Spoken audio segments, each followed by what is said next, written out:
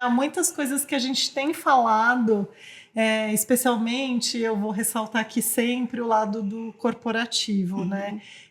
Como é importante a gente desmistificar essa história de que a gente tem que separar quem a gente é como pessoa e como profissional. Tanto que a gente começou o podcast, eu dei aqui o seu mini currículo, mas faço questão sempre de você trazer a pessoa, né? E isso porque nós entendemos saúde como uma coisa integral, né?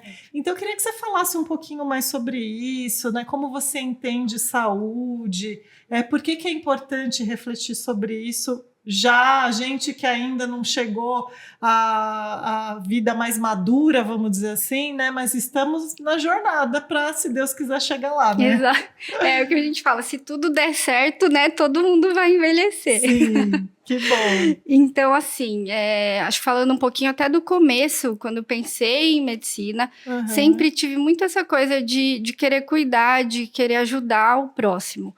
E aí, e sempre gostei muito de entender a biologia, o corpo humano. Então, essa foi a Uhum. minha trajetória para a medicina. A A motivação. motivação. Mas a gente sempre tem aquela ideia, né, do médico cuidando das doenças e tratando e fazendo e Uhum. salvando vidas.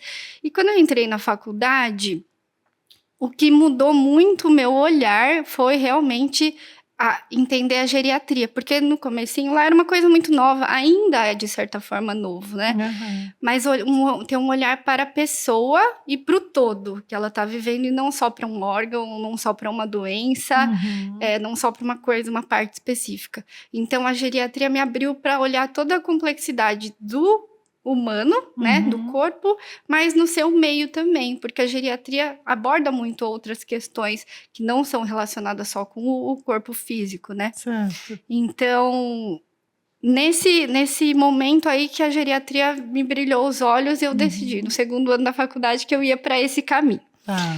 O que acontece, Si?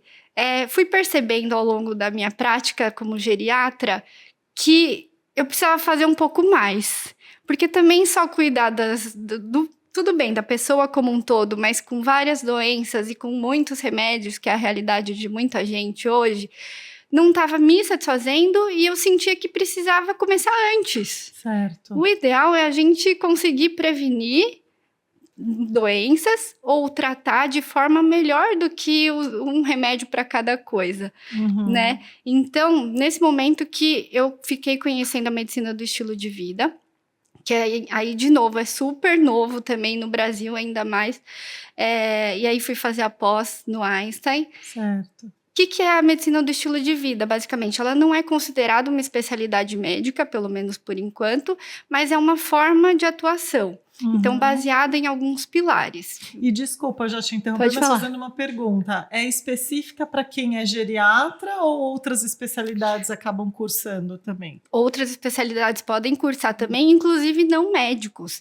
Então, é Hum. bem bacana. Nessa minha pós, tinha pessoas da nutrição, tinha psicólogo, tinha enfermeira, tinha Legal. até uma dentista, né? Uhum. Então, você vê que é uma abordagem, não é uma Tá. especialidade. Ótimo. Mas é focado em alguns pilares que a gente vai falar mais pra frente, mas que Uhum. tem todo o sentido quando a gente Sim. fala de envelhecimento saudável. Uhum. Então, são basicamente sono, alimentação, atividade física, controle de estresse, uso de tóxicos, né? Controle de uso Uhum. de tóxicos e relacionamentos. São esses 6 Legal. pilares que Uhum. têm tudo a ver com uma vida saudável, prevenção e até tratamento de várias doenças. Maravilhoso. E aí, já então, desconstruindo paradigmas, a geriatria, do modo como você atua, vai muito além de pensar só no idoso que está lá com problemas de saúde instalados. Então, assim, se a gente pensar nesse sentido, quando é o momento para a gente começar a acompanhar com um médico que tem essa linha de pensamento como a sua? Legal, ótima pergunta. Todo mundo pergunta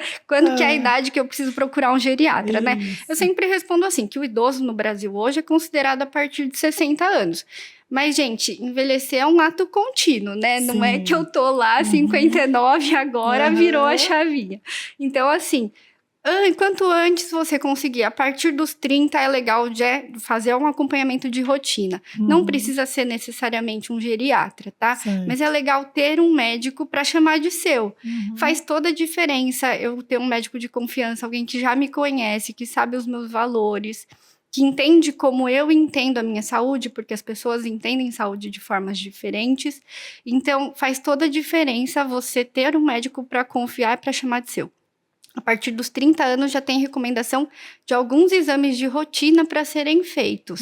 Então, assim, se não tem, pense em alguém para ter um médico.